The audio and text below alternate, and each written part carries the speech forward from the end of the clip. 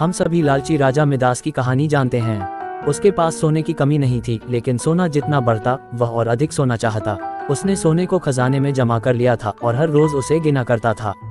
एक दिन जब वह सोना गिन रहा था तो एक अजनबी कहीं से आया और बोला, तुम मुझसे ऐसा कोई भी वरदान मांग सकते हो जो तुम्हें दुनिया में सबसे ज्यादा खुशी दे। राजा खुश हुआ और उसने कहा, मैं चाहता हूँ कि जिस चीज को छूऊं वह सोना बन जाए। अजनबी ने राजा से पूछा, क्या तुम सचमुच यही चाहते हो? राजा ने कहा, हाँ। तो अजनबी बोला, कल सूरज की पहली किरण के साथ ही तुम्हें किसी चीज को छूकर सोना बना देने की ताकत मिल जाएगी। राजा ने सोचा कि वह सपना देख रहा होगा, ये सच नहीं हो सकता।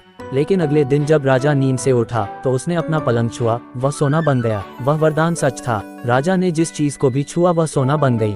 राजा ने जिस उसने खिड़की के बाहर देखा और अपनी नन्ही बच्ची को खेलते पाया।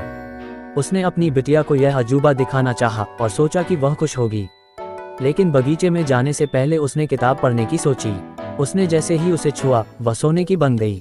वह किताब को पढ़ न सका। फिर वह नाश्ता करने बैठा। जैसे ही उसने फलों और पानी के गिलास को छुआ वे भी सोने के बन गए। उसकी भूख बढ़ने लगी और वह खुद से बोला, मैं सोने को खा और पी नहीं सकता। उसी समय उसकी बेटी दौड़ती हुई वहां आई और उसने उसे बाहों में भर लिया। सोने की मूर्ति बन गई। अब राजा के चेहरे से खुशी गायब हो गई। राजा सिर पकड़कर रोने लगा। वह वरदान देने वाली अजनबी फिर आया और उसने राजा से पूछा कि क्या वह हर चीज को सोना बना देने की अपनी ताकत से खुश है। राजा ने बताया, वह दुनिया का सबसे दुखी इंसान है। राजा ने उसे सारी बात बताई।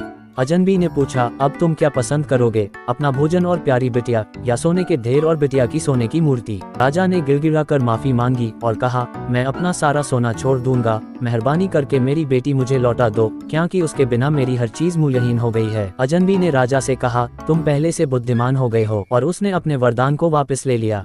राजा को अपनी बेटी फिर से मिल गई और उसे एक ऐसी सीख मिली जिसे वह जिंदगी भर नहीं भुला सका। इस कहानी से क्या शिक्षा मिलती है?